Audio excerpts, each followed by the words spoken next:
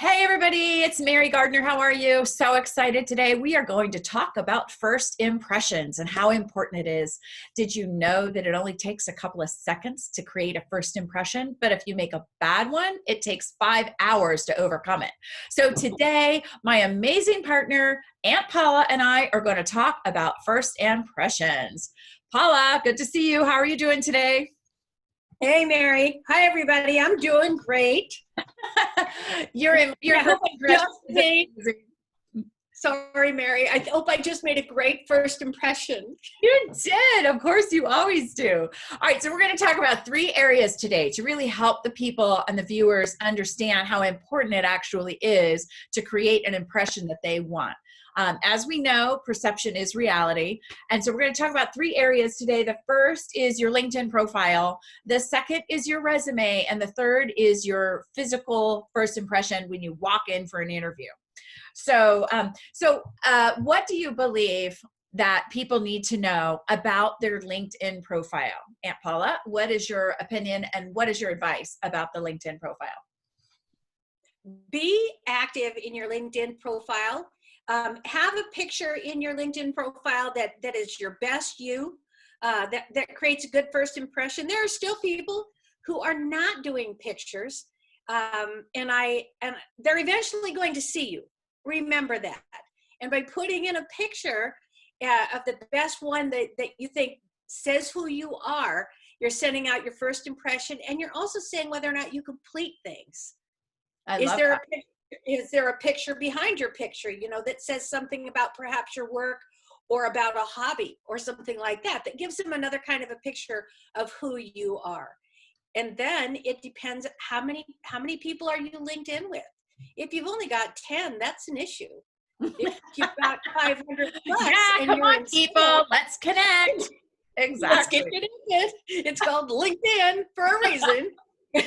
Exactly. So it should be complete. It should be really, really complete. And when you're feeling that you have a real complete, solid picture of who you are, then you can put that LinkedIn profile link right on your resume too. I love it. I had a client that was presenting herself in a very less than professional manner. And she had barrettes in her hair, and she took a photograph from her phone sitting on a couch that didn't have a good background, and her head was tilted. So I made her put on makeup. She wasn't normally a person that wore makeup.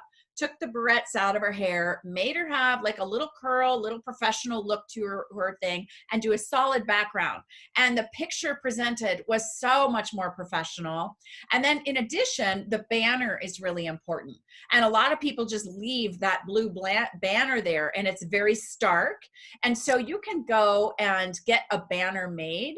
And I like to suggest to people to go to Fiverr.com.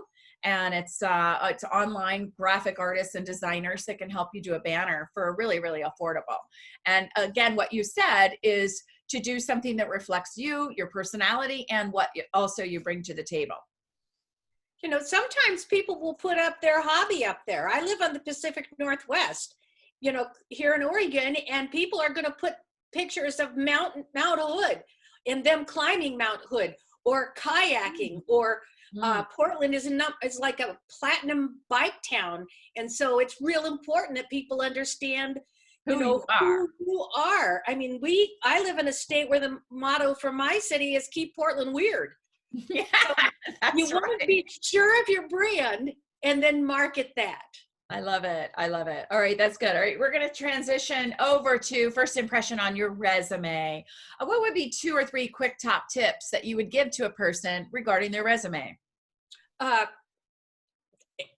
love resumes, and I love helping people do resumes. There's only like a couple of things that are black and white.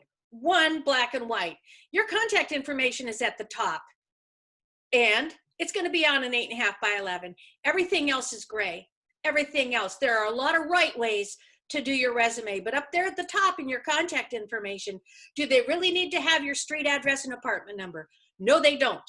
It's your name, your email address, your LinkedIn profile, and your phone number. That's how they get a hold of people in 2020. They don't need to know your street address. I have watched employers look at an address and go, I wonder if they could make it to work on time.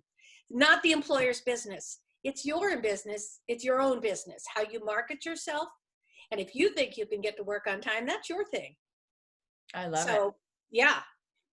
How many different resumes do you think that people need? I know that when I'm working with somebody, maybe they do business development, maybe they do customer service, maybe they do training, maybe they do coaching. How many different resumes do people have to have? I'm going to go back to LinkedIn first. I Yep. think you should have a very complete LinkedIn that markets the totality of who you are and what you could do.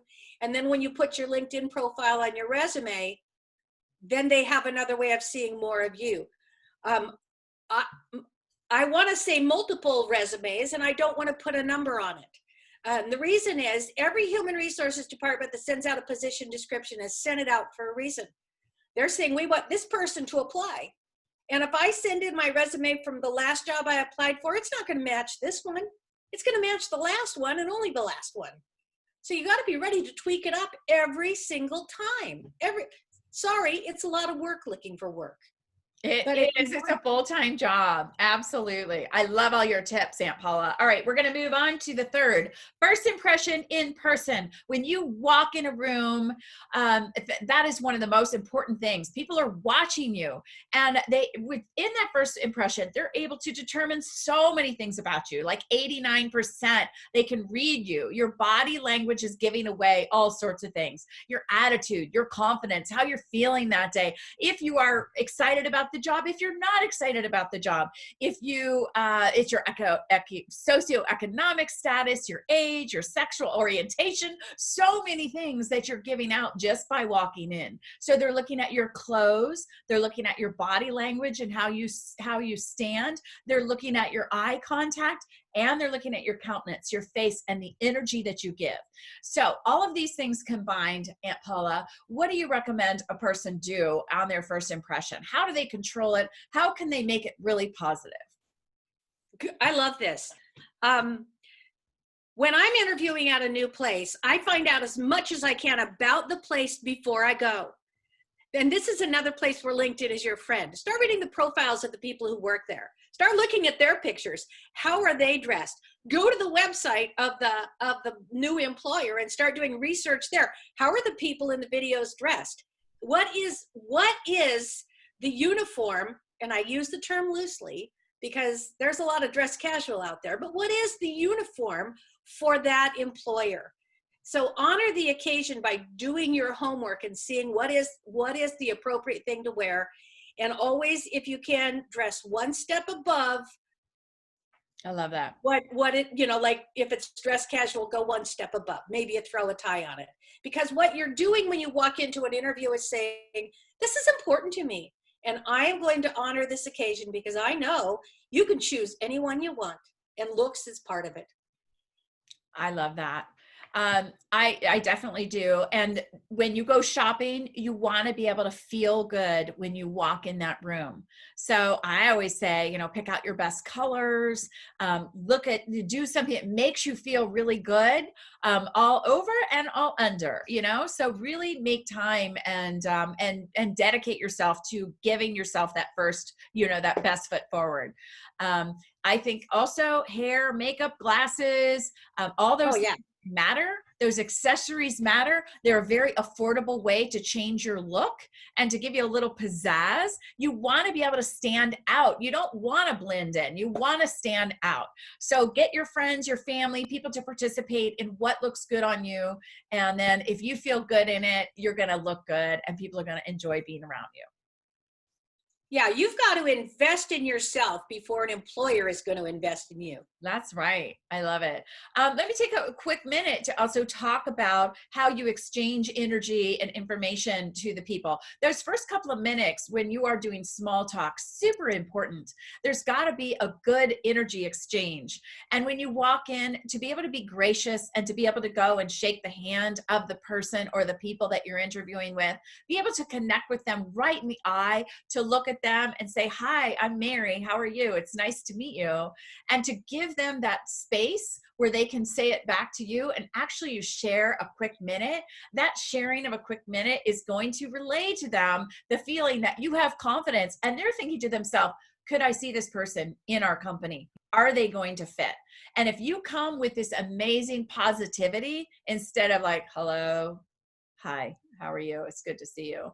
You know, you've got to be able to bring it. And so those things I know that I teach people in my charisma courses and can teach you. Yes, Paula.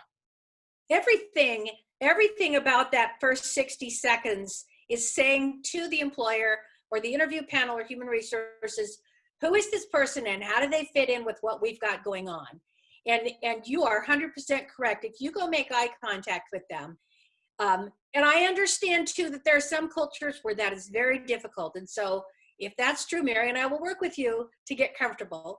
But it's really important to establish who you are and establish a mutual respect between you and a professional decorum. Later, you can kid around and goof off, but in that interview, establish respect and honor the occasion.